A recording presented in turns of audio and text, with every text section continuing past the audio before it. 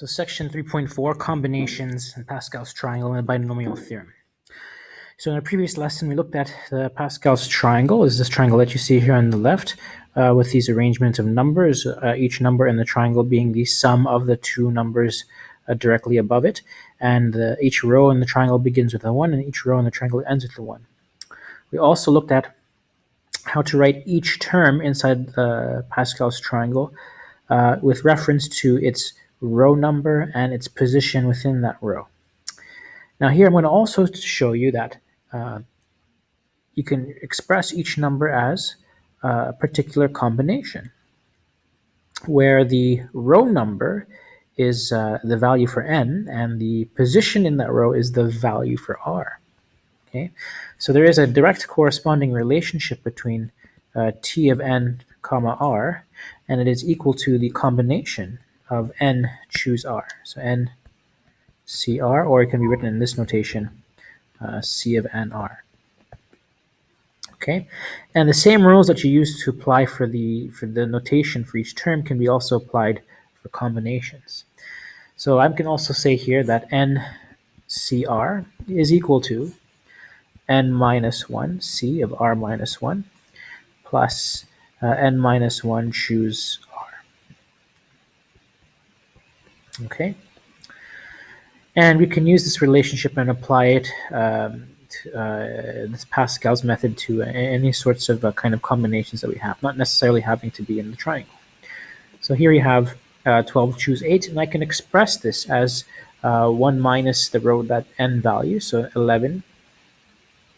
And we think of the two numbers above it, right? So if you had 12 choose 8 directly above to the left and to the right, I would have 11, row 11 choose position 7, and then row 11 choose position 8. So I can now express this combination formula as 11 choose 7 plus 11 choose 8. Okay. Now these two, think of these two as terms right beside each other in position 5 and position 6 on row 19. They are equivalent to the combination of the next row's terms. So 20 choose 6. Example, calculate the sum of the first 4 terms of the diagonal 2 in Pascal's triangle. So r equals 2. So you look for position 2. So 0, 1, 2 would be over here. It starts here at this 1. And we're looking at every number down that diagonal at position 2. So 1, 3, 6, and 10. So find the sum as it relates to combinations. So we're looking at 1 plus 3 plus 6 plus 10, which is equal to 20. As a combination, we can express this as 6 choose 3. Just based on, how do I know this? It's based on the combinations of each term. So we have row 2, choose position 2, plus row 3, choose position 2, plus row 4, choose position 2, plus row 5, choose position 2. And that's going to be equal to 6 choose 3.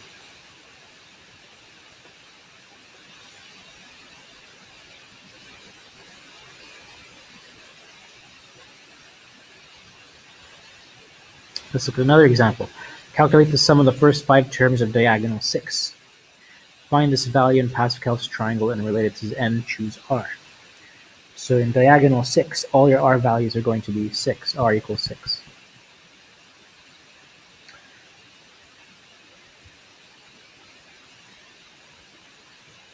Now diagonal 6, where does that begin? Which row does it begin? If this is row 0, this is row 1, row 2, row 3, row 4, row 5. It's going to begin in row 6, because remember the positions start also from 0.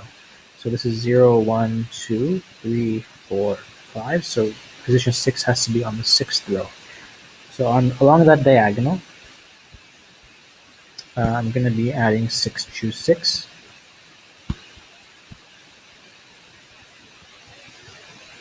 Plus 7 choose 6. Plus 8 choose 6.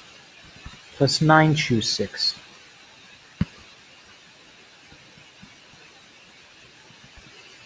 Plus 10 choose 6. These are the first 5 terms along the diagonal. which will be equal to 11 choose 7.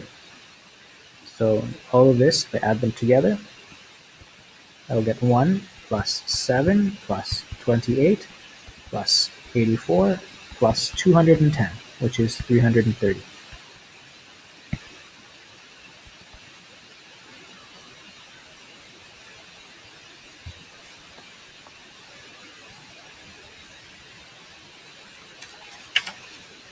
The binomial theorem. So recall that a binomial is a polynomial with just two terms.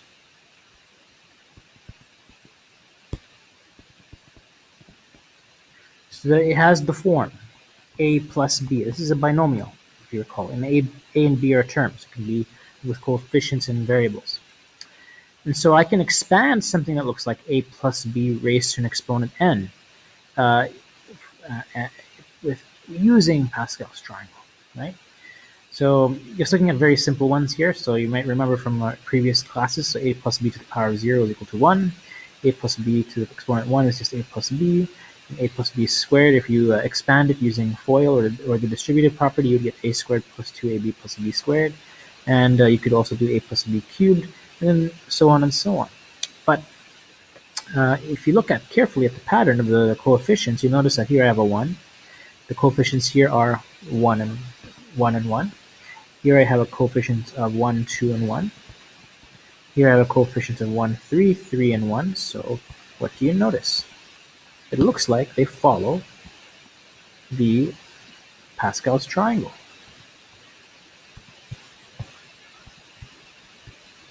Like so. So there must be a relationship between expanding a binomial and the coefficients found in Pascal's triangle.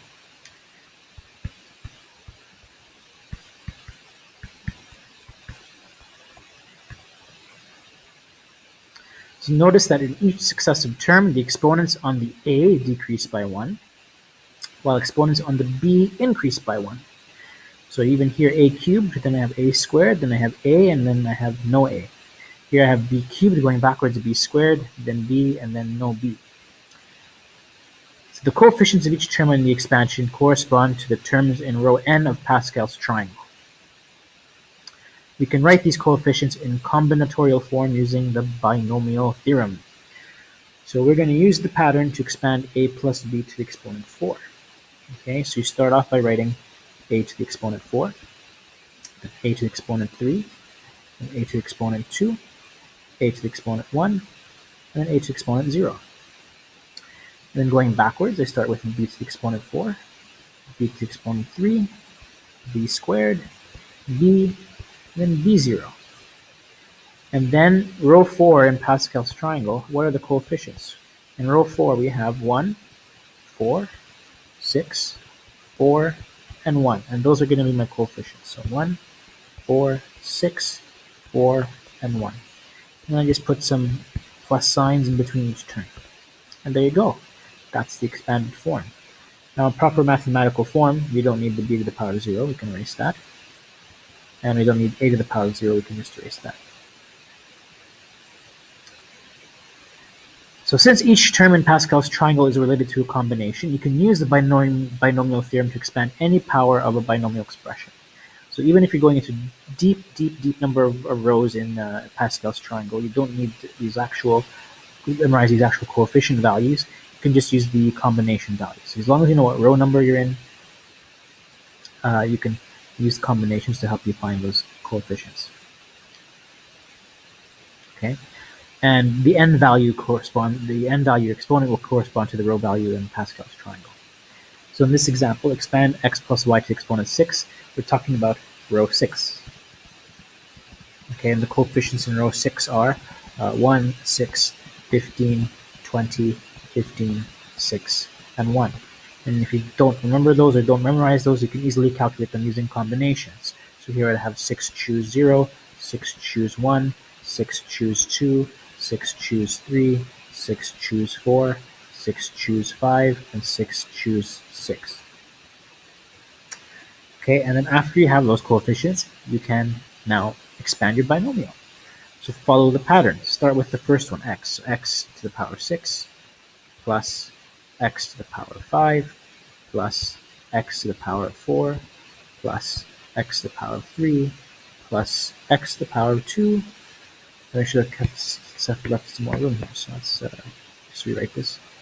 So x5, x4, x3, x2, x1, and x0. Going backwards, we have y6, y5, y4, y cubed, y squared, y, and y0. And then my coefficients. So 1, 6, 15, 20, 15, 6, and 1. And then put your signs in between. And there you go. That's your expanded form. Clean it up a little bit. You don't need the y0s. You need the invisible. You can make the ones invisible. So x to the power 6 plus 6x5y plus 15x4y squared plus 20x cubed y cubed plus 15x squared y4 plus 6x y5 plus y6.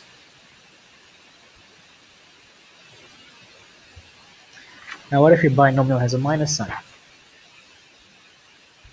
Okay, just ignore the coefficients for now. We'll just expand using the what we know. So we have here, let's ignore coefficients to start.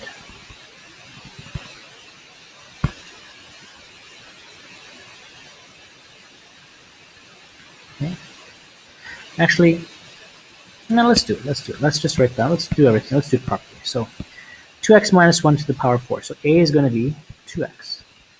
B is going to be negative 1. So I'm going to start off with 2x to the power 4. So 2x to the power 4, 2x cubed, 2x squared, 2x1, 2x 0. And going backwards, I have negative 1 power 4, negative 1 cubed, negative 1 squared, negative 1, and negative 1 to the power 0. And then what are my coefficients from Pascal's triangle? Well, for row 4, we know they are 1, 4, 6, 4, and 1. So here I'm going to write 1, 4, 6, 4, and 1. Let's put some plus signs in between all of these. And then we simplify. Now be careful when you simplify, some of these plus signs might turn into minus signs. So 1 times 2x to the power 4 times negative 1 to the power of 0. So negative 1 to the power of 0 becomes 1. So here I have 2x to the power 4. Then I have 2x cubed. Well, 2 cubed is 8. So, and then I have a minus 1 in front, so I'm going to have a minus. This is going to change to a minus. And 4 times 8 is going to be 32. And I have also my x cubed.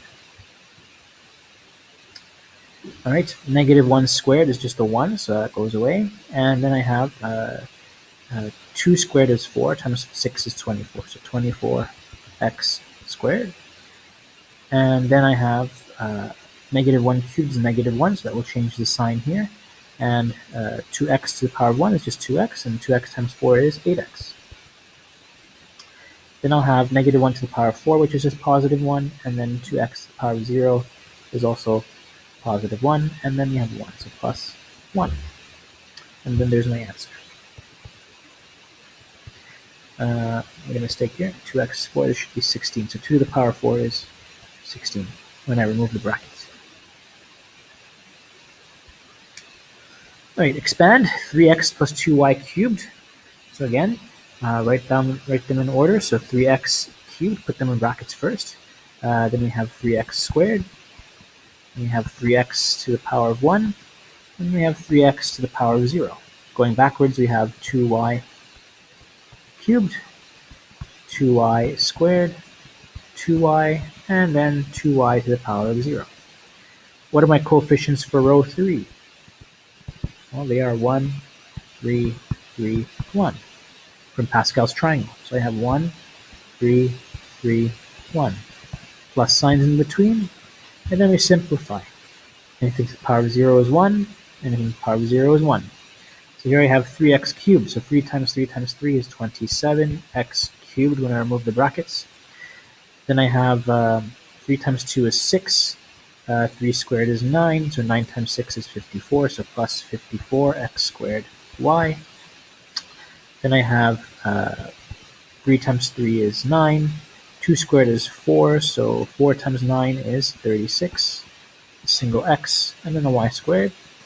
And then finally, 2y cubed, so plus 2y cubed. Sorry, 2 cubed is 8, so 8y cubed. And there you go. So don't forget to cube it after you remove the brackets. And that's it.